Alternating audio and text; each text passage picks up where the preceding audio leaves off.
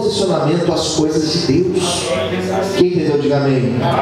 E a falta de prosperidade, ou a ausência de prosperidade, vai ser também resultado do nosso comprometimento com as coisas de Deus. Por que esse povo então não estava prosperando? Em primeiro lugar, porque eles eram indiferentes às coisas de Deus.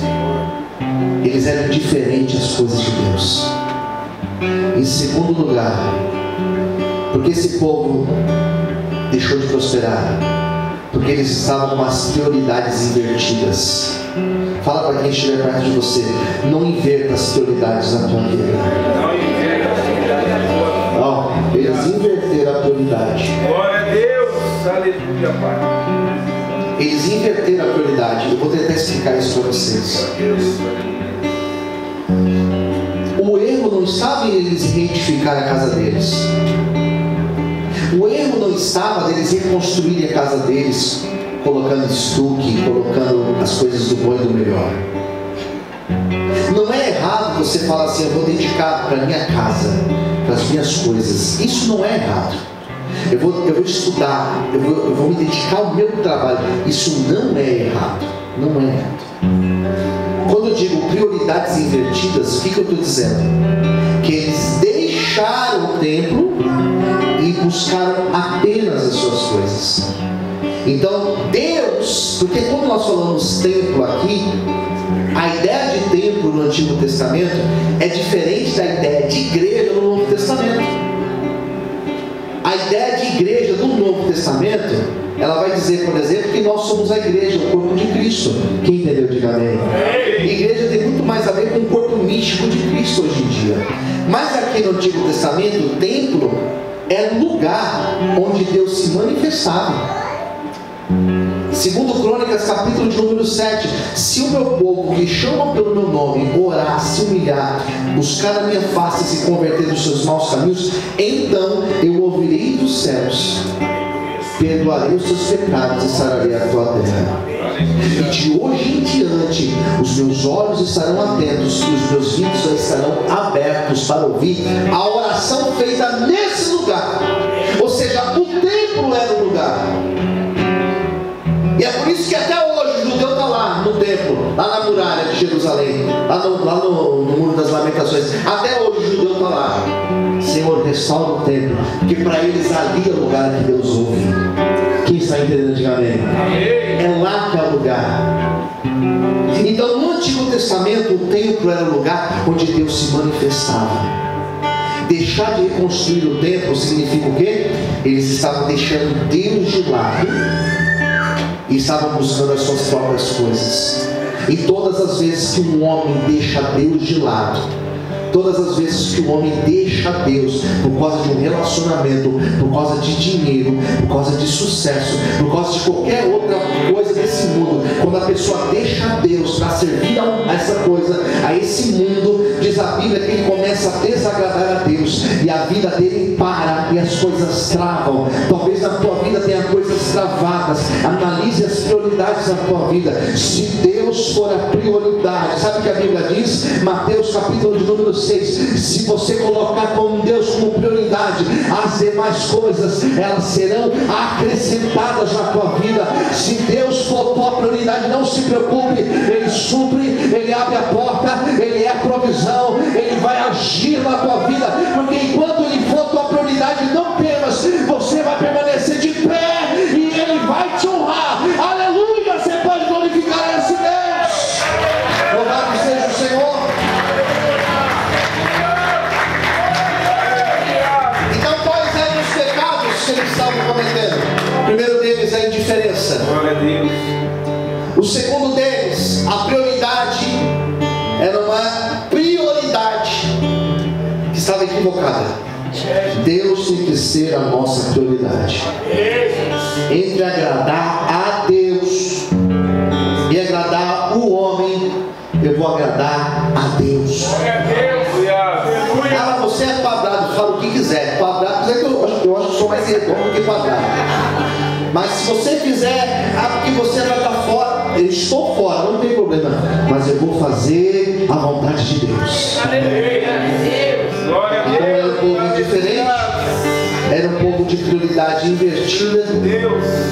Em terceiro lugar, era um povo equivocado, que eles diziam: nós não temos condições. Aquele templo lá, você tem noção quanto Salomão gastou naquele templo? Você tem noção quanto que Davi doou para aquele templo? Onde nós vamos arrancar dinheiro? Daí vem o capítulo de número 2.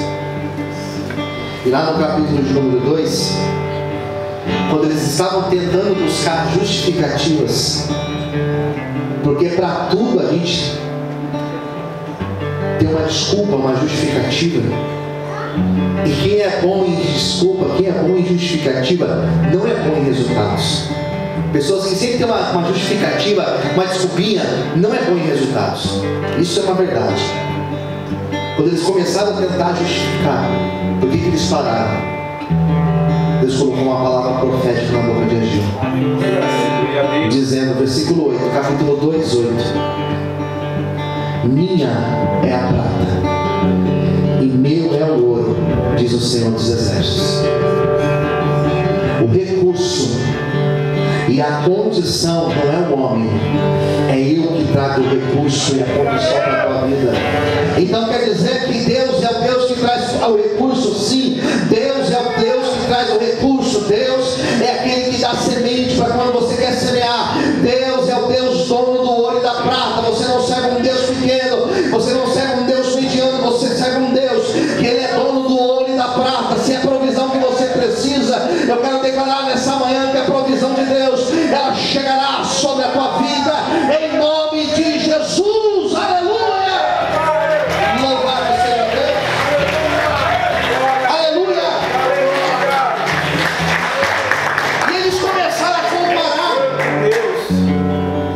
começaram a comparar. O pior erro que alguém pode cometer, ou um dos piores erros, é o erro da comparação.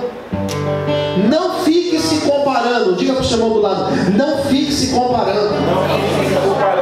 Fala, sabe, aqui, ó, olhando assim, comparando comigo. E meu tênis é preto, o dele é branco. Ele é mais careca que eu.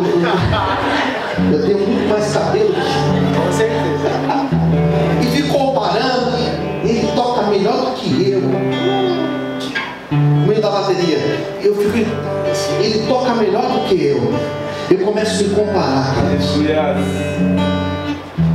E quando você começa a se comparar, isso é um problema. Porque quando você começa a se comparar, você deixa de valorizar aquilo que você tem. Agora eu vou lá e começo a comparar a igreja. Poxa, a nossa igreja lá, puxa, a igreja lá do vizinho tem mais pessoas, ela é mais rica, ela é mais luxuosa, e a nossa igreja lá, eu começo a comparar, irmãos, eu deixo de agradecer aquilo que Deus tem feito nesse lugar. Se você comparando o seu carro com o outro, agradeça o carro que Deus te deu. Se compara o teu casamento com o casamento da fulana lá da televisão, o fulano, você fala assim, olha o casamento dele, o casamento dela. O seu casamento é o casamento que Deus te deu. Valorize o teu esposo, valorize a tua esposa. Às vezes você acha que o dilé é perfeito, você nem sabe o quebra-quebra que é lá, irmãos. Às vezes o seu está muito melhor, na glória de Deus. Quem está entendendo, diga amém. Mas está lá comparando o corpo. Tem gente que vive uma escravidão terrível. A gente brinca, mas é uma dureza, irmão. Tem gente que fica lá se comparando. Ah, porque meu corpo, porque minha roupa, porque não fica se comparando. Aleluia. Quando eles começaram a comparar os dois templos, o que já tinha existido, o que eles estavam levantando, eles desanimaram. A comparação leva a pessoa a desanimar. Quando você se compara por quem está para baixo, você se acha muito grande. E quando você se compara com quem está lá em cima, você se acha minúsculo, pequeno. Então a comparação nunca é boa.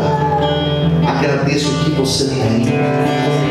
Então Ageu falou, a glória dessa casa, dessa última casa, ela será maior do que da primeira. Se lá na primeira, quando Salomão foi inaugurar o templo, a Shekinah, a glória encheu aquele templo.